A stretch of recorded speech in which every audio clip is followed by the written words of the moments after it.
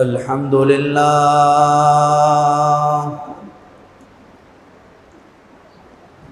الحمد لله حمدا كثيرا كما أمر، ونشهد أن لا إله إلا الله وحده لا شريك له في الخلق والأمر، إرغاما لمن جهد به وكفر، ونشهد أن سيدنا وسندنا وقائدنا الأعظم والنبي الأكرم والرسول الأفخم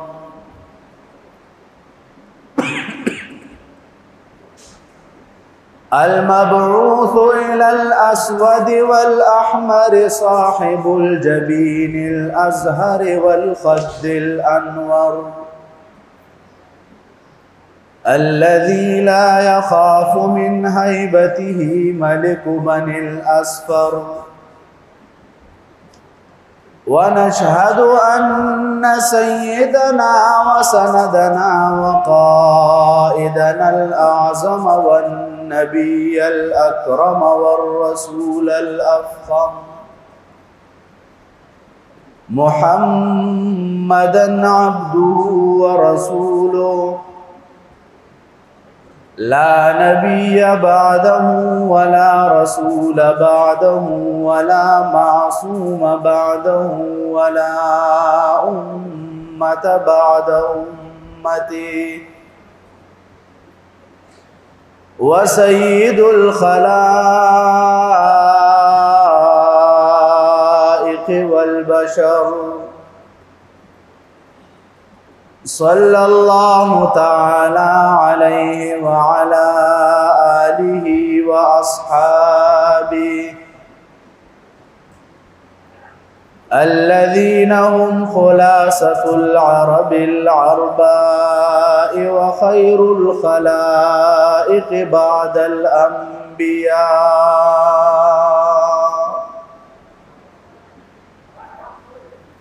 أما بعد فأعوذ بالله من الشيطان الرجيم. بسم الله الرحمن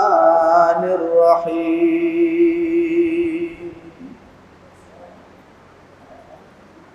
ولتكملوا العدة ولتكبروا الله على ما هداكم. مولاي صل وسلم دائما أبدا على حبيبك خير الخلق كلهم. هو الحبيب الذي ترجى شفاعته لكل حول من الأحوال مقتحمين.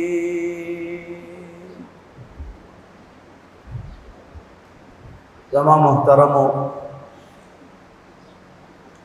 مشرانو کشرانو،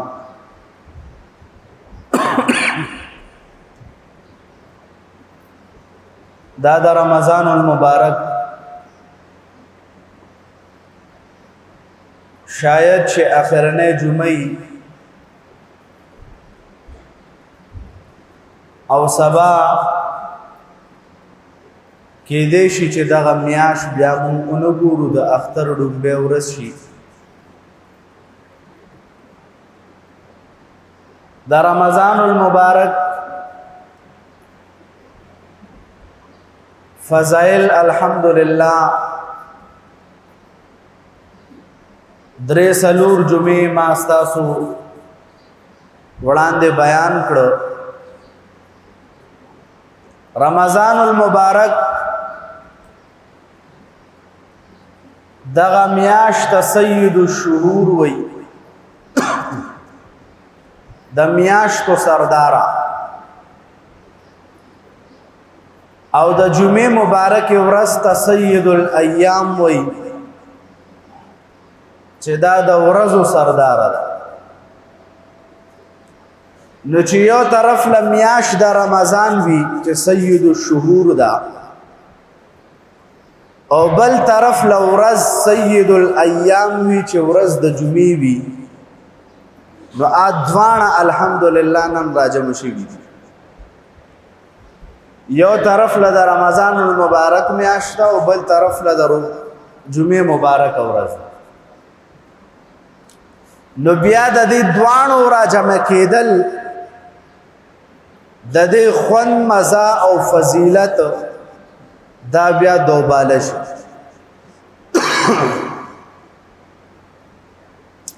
عوام وایي چې یاره دا ورځ د جمعة الوداع ده، دې کې دی بیا ځان نه جوړ شوي منګړت څه رواجونه دي هغه په دغه ورځ کې کوي.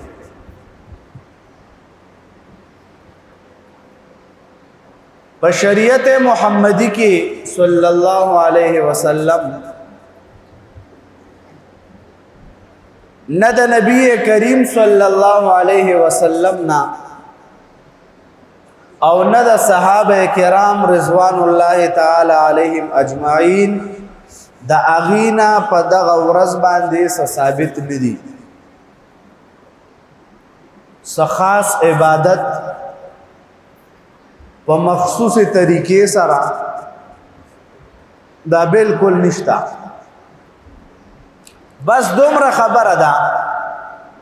چې دا د رمضان المبارک میاشت او په دې میاشت کې یو جمعه دا خو نه راځي. هر رمضان المبارک کې کم از کم 4 جمعې یا 5 جمعې راځي. بد دې خبره ته نظر پکار دی چې دا د رمضان المبارک د میاشتې اخرنۍ جمعه ده. په دغه اخرنۍ جمعه باندې به زه عبادت ځکه زیات کوم چې شاید آینده رمضان زما په قسمت کې یعنی باس سوچ بدا ساتي. باقی څه خاص عبادت پکې نشتا. څنګه چې عام جمعې ته تیرې کړي دي په هغه کې تا کم عبادت کولو هغه صدام یو جمعه ده. تاسو له خبره معلومه شو د جمعة الوداع دې کې څه پکار دي. اسم د جمعې په ورځ د سوره کهف ویلو ډېر اجر او فضیلت راغلی دی. نو سړی د جمعې په ورځ باندې که هغه رمضان وي که غیر رمضان وي د سوره کهف تلاوت ته کوي. د دې برکت بدای جناب رسول الله صلی الله علیه وسلم فرمای چې کم سړی د جمعې په ورځ باندې د سوره کهف تلاوت وکي الله پاک به د دجال د فتنې نه حفاظت کوي. که کم سړی پورا سوره کهف نشي ویلې ځکه سوره کهف غټ دی نو د سوره کهف اولنی لس آیاتونه دی وی او اخرنی لس آیاتونه دی وی ان شاء الله الله پاک به د پوره صورت اجر او ثواب ورکړي. بلدا چې د جمعې په شپه او د جمعې په ورځ تر ماښام نور پریواته پورې د درود شریف ویلو ډیر زیات فضیلت او اجر راغلی دی. نو دام یو جمعه ده د نورو جمعو غونته مسلمان دی په دغه جمعه کې د سوره د درود شریف کثرت ډیر کوي د درود شریف ورد ډیر کوي. بس دا عبادت دي څنګه چې نورو جمعو کې دي هغه دي کې یو د اختر د منځ متعلق خبره دادا چې کم جمعات کې جمعې منځونه کېږي هغه سره باقاعده خپل علاقه وي نو هغه جمعات کې به د اختر منځم کېږي. ستاسو کار د دغه جمعات آبادون. ستاسو جمعات کم یو دی دا دی که نو تاسو به دا آباده وي که نورو پسې به ګرځئ.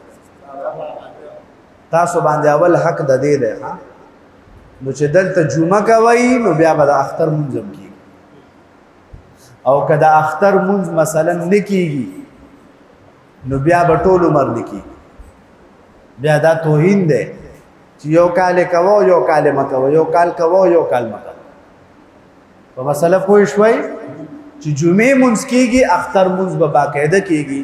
انشاءالله که سبا اختر شو نو سبا به د اختر مونځ په کم 9 بجې انشاءالله کو فکس په کم 9 به نه مخکې وروستو به کیږي پکې خامخا 5-10 منټ 15 منټ به اوړي لیکن ټایم دا په کم 9 بجې دی ځکه غیر چاپیر جمعاتونو کې 9 بجې دی اختر په ورځ کوشش وکوي چې دا به نه کوئ چې تاسو خطبه شروع شي رامنډې کوي یا تقریر ختم شو به تاسو دوه خپل او دوه پردې کې رامنډې په جمعات لا نه داسې سنت طریقه دا ده چې د تقریر شروع کېدو نه مخکې 10-15 منټ مخکې به راشي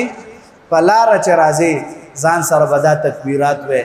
سبحان الله والحمد لله ولا اله الا الله والله اکبر الله اکبر ولله الحمد وړو کې اختر کې دا تکبیر چې د کور راځي تر جمعه یا عیدګاه پورې د پارام आवाज سره وي چغه ونه وي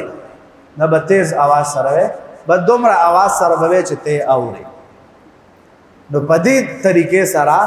جمعه ل برازي جمعه کې وکینی انتظار وکوي دا روجی میاش دا خطی رشوا لیکن د روجی میاش چې کومه د اخرنۍ ورځې د اختر شپه مونږ مسلمانان دا شپه په بازار کې تیرو څوک په موټر سایکل تیري چا ګاډي کې غانې لګولې تیري څوک پیدل ګرځي تیري دا شپه دې د پاره نه ده قسم په الله د دې شپې په احادیثو کې ډېر لوی فضیلت راغلی او تر دې پورې چې کم سړی په دغه شپه باندې قیام وکړي الله جل شانه به دغه سړی مخکینی تیر شوی ټول ګناونو باندې د عفو کلم راځي نو دا شپه دا معمولی شپه مګړی په دغه شپه کې عبادت کوي څنګه چې عام روزو کې تاسو کولو تلاوت پکې کوي ذکر پکې کوي نفلونه پکې کوي په اودکېږي خوب پکې کوي لیکن په فضولیاتو کې د شپه مته وروي بیا چې د اختر سحر شي په پاکه جامې واچوا اتر لګوا بدرې کجوري تاک عدد کجوري چې د کور ناراضي اوخرا یا که کجوري ني سبل څه خوښ شه اوخرا راشه د سنت طریقه ده په یو لار راشه چې بیا کله زی په بل لار شدام سنت طریقه ده او کچر تداسي چې رب لار ني یو لاري خیر ده تنیت د دو لارو کا الله په دغه یو لار د دو اجر درکړي ځکه انما الاعمال بالنیات صحیح شوا نو د دې خبرو خیال ساتي بلدا چې د اختر پورس باندې الله یو صدقه لازمه کړې ده په هر مسلمان باندې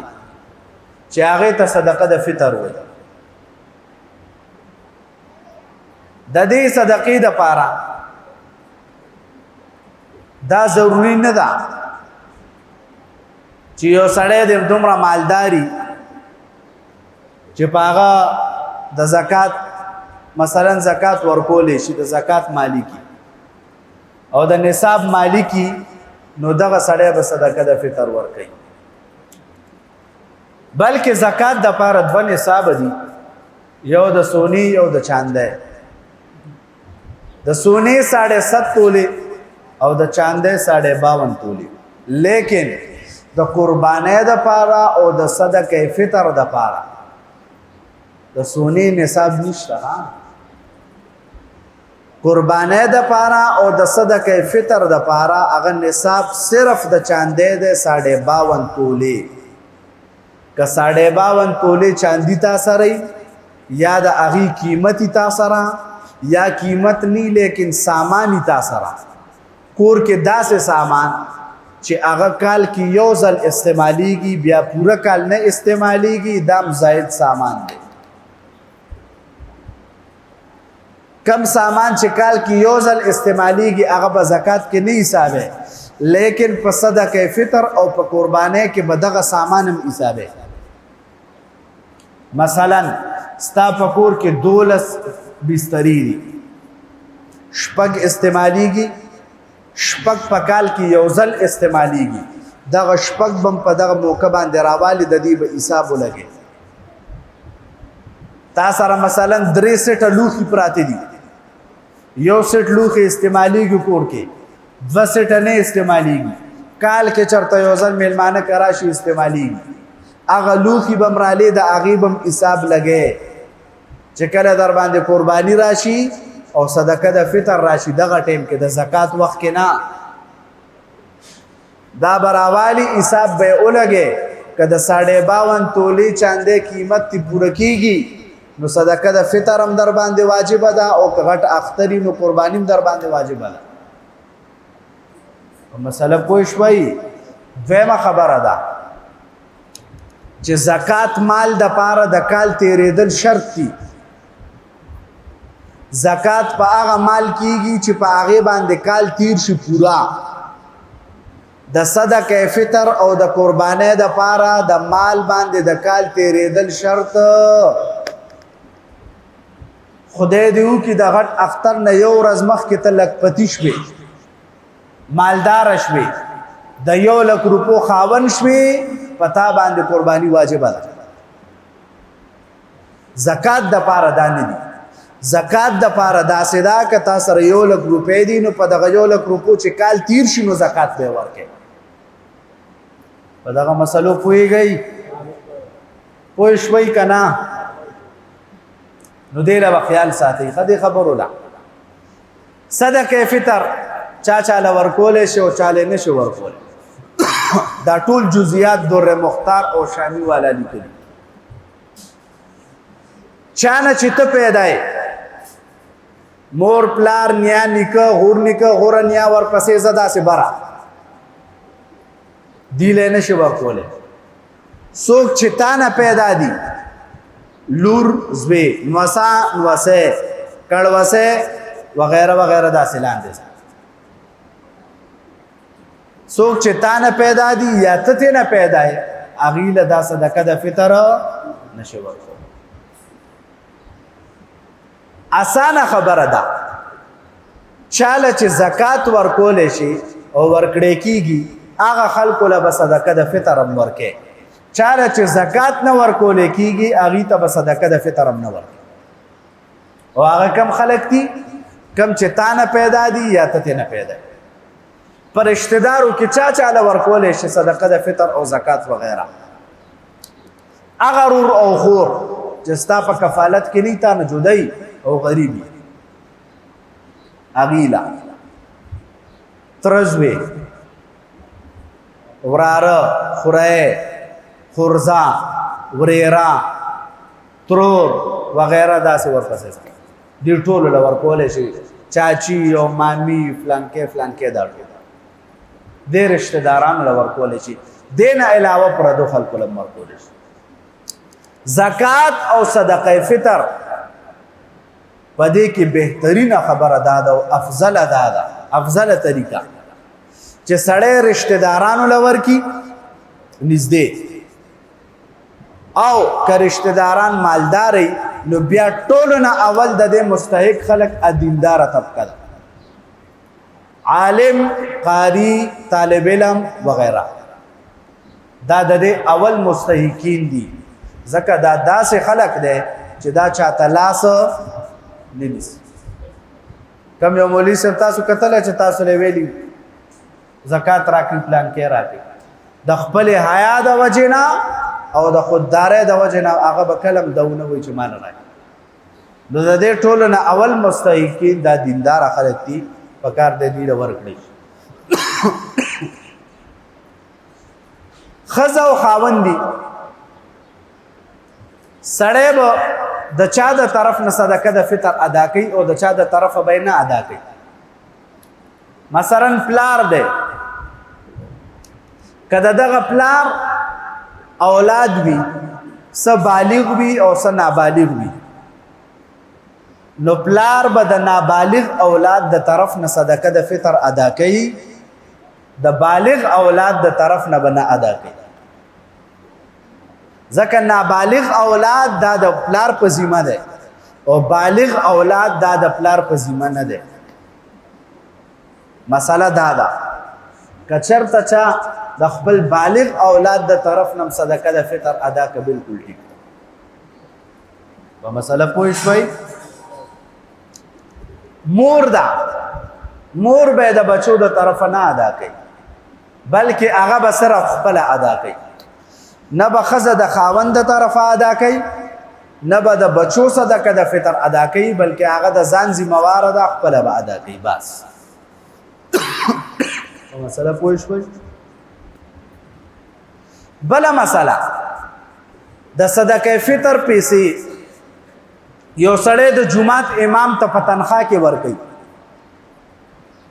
خپل نوکر ته په تنخواه کې ورکوي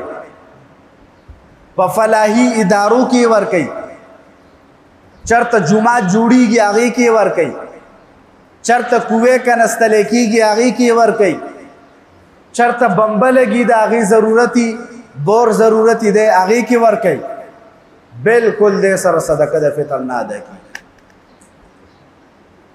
دا به دې شیونو کې نه ورکې اجرت کې به نه ورکې په فلاحي ادارو کې په فلاحي کارونو کې د دغه پیسو ورکول په دې سره صدقه د فطر نه ادا کېږي صدقه د فطر به سړی کله ادا کوي د دې مستحب وخت دا دی چې سړی د اختر د مونځ نه مخکې ورکړي که سړی جومات ته راشي جومات کې ورکوي نو ښه طریقه دا ده چې په جومات کې د مونځ نه مخکې رومال وګرځولی شي او چنده راغونډه کړی شي خلک یعنی سرسایه واچوي د مونځ نه مخکې نو یو خو عمل به مو شي پې ثواب کې به هم سړی شریک شي او دې نه علاوه دې نه پس به بیا مونځ وشي نو د دې ورکول دا د مونځ نه مخکې د اختر د مونځ نه مخکې ښه که یو سړي روجي نه نیولي دا به بیا هم صدقه د فطر ادا کوي مثلا یو بیمار دی یا یو بوډا دی کمزور دی روجي نشي نیولی نو مسله دا ده که یو سړي روجي نه وي نیولي د رمضان المبارک نو آب بیام صدقه د فطر ادا کوي دا مسله پوه شوئ که روجي نیولي بیا به هم صدقه د فطر ادا کوي که یو سړي صدقه د فطر ادا نه کا مثلا هیره شوه ترې نه د اختر د مونځ نه مخکې ور نه کا اختر مونځ مو شو دعا مو شو هر څه وشو دی کور له لاړو دله بیا ور یاد شو نو دا واورئ چې صدقه د فطر دا په ذمه باندې باقی پاتې چې تر څو پورې د ادا کړي نه وي دا په ذمه باقی پاتې ده اگر که د اختر مونځ او هر څه وشي بیا هم تا نه ورکړي او کله هم تاله در یاد شو هغه ټایم به یې ورکې خو ورکې به ٹھیک شوه صدقه فطر سره څه کېږي د دې په برکت د رمضان المبارک میاشت کې سړي نه غفلت شوي الله جل شانه د دغه صدقه فطر په برکت هغه غفلت معاف کی او الله جل شانه هغه روزه قبول او منظور وګرځي وما ضروری خبره دا ده چې صدقه فطر دا درې قسمه ده او درې قسمه خلقو د پاره ده یو صدقه فطر د اړو قیمت ته هغه د ادنا حیثیت والو خلقو د پاره ده چې هغه تقریبا 115 روپے جوړیږي احتیاطاً د هر سړی 120 روپے ورکړي لیکن دا هغه خلقو د پاره چې هغه چابړی ماری لاسګاډي کې سودا اچولی هغه خرڅي سړی به عرب پتی هغه به مراشو 120 روپے واچي نبی کریم صلی الله علیه وسلم فرمای چې الله جل شانه تا ته څومره زیاتې درکړي دي نو هغه عمره زیاتې خرچم کا. دا 120 روپے ورکول دا الله سره ته ټګي او برګي کې ستا وس د لکونو دی وس د زرګونو دی. کله چې واده راشي او د ډمټوب خبره راشي بیا خو لکونه لګي او چې کله داسې موقع راشي نو بیا دغه موقع کې 120 روپے د لاس کې نیولي. نو چې کم ادنا حیثیت والا خلق دی چابڑی مار آب 120 روپے ورکی فی کس 120 روپے. کم چې متوسط حیثیت والا خلق دی درمیانا نو هغې دپاره بیا مختلف ریټونه دي. د کشمش هم شته که یو سړی کشمش ورکوي یا کشمشو نه علاوه د اوربشو قیمت ورکوي نو عام ورکولی شي. بیا لږې غونته زیاتې دي. او بیا دې نه مخکې د اعلی حیثیت والا خلق دي چې هغې به بیا لږ اعلی قیمت ورکوي. هغه څه شی دی؟ هغه یا ده چې د کجورو قیمت ورکړي د 4 کیلو کجورو یا د پنیر قیمت ورکړي نو هغه تقریبا صد پاسه 1300 راځي د پنیر. او دا کجوري چې دي د دې صد پاسه 800 راځي. او دا اوربش وغیره چې دي د دې صد پاسه 300 راځي د فیز کسر باندې. نو د کم سړی حیثیت چې ډیری هغه د خیر د معلومات وکي. د 2 سیر اړو قیمت تقریبا 115 احتیاطاً 120 روپے دی. دا سرسایم دا او دا کفارم ده. کچا باندې کفاره نو هغه بالکل دا کفارم ورکولی شي. صحیح شوا. کم چې متوسط خلق دي هغې دی بیا خیر دی یو 200 روپے زیاتی کی. کم چې بیا اعلی حیثیت والا خلق دي هغې دی بیا خیر دی 400-500 روپے زیاتی کی فی کسر باندې. نو د دې خبرو خیال ساتي ځکه دا کال کې یو ځلي او دا څه دپاره دا الله دې دپاره مقرر کړي دي چې تاسو او ستاسو اولاد دا به نوې نوې جامې اچوي. د دې په کور کې به اختري او زما هغه بندگان چې هغه مستحق دي د هغې به په دغه ورځ هم کور کې روژئ ماتم به نوې جامې به نه. نو تاسو کوشش وکئ چې د دغه غریبانو مرسته او امداد وکئ. الله دې په دې خبرو اول مال بیا تاسو ټول د عمل توفیق را نصیب کړي. واخر دعوانا ان الحمد لله رب العالمین. الحمد لله رب العالمین.